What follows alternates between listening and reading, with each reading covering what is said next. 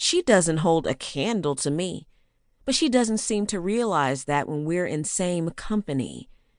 Their 4-year-old son, Davin, is the spitting image of his chocolate drop daddy, with dark eyebrows, big brown eyes, a defined jaw, and a deep chestnut complexion.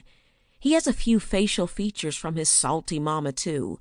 Luckily for him, she's mostly ugly on the inside. She's always using the boy to try to manipulate Gavin. I swear, Daphne calls about everything she can and uses every excuse in the book to get an ounce of his attention.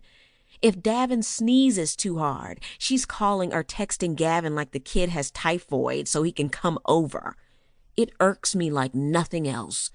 "Miss," the locksmith called outside the bathroom door, snapping me from my thoughts while washing my hands. "I just wanted to let you know that I'm done." "Okay, I'll be out in a minute," I told him, saturating the cloth on the sink with rubbing alcohol. I made sure to wipe down everything I touched, and did the same with the doorknob when I exited.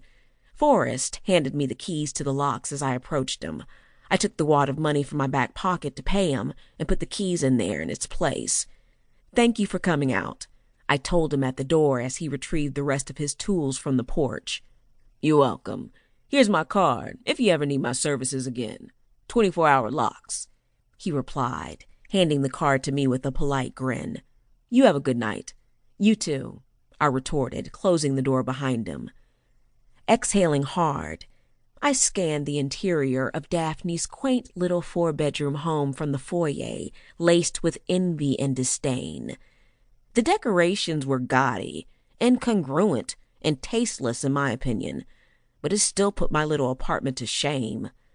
I got the alcohol and cloth from the bathroom and proceeded to wipe down every lock, knob, door, banister, and surface I or the locksmith touched while we were here.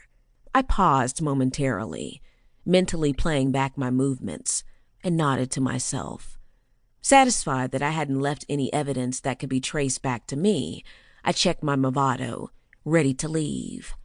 Meandering down the hallway, I scrutinized the various framed pictures covering the wall with a snarl. Daphne's vanity was so apparent, and though she's pretty, Gavin definitely upgraded when he started dating me.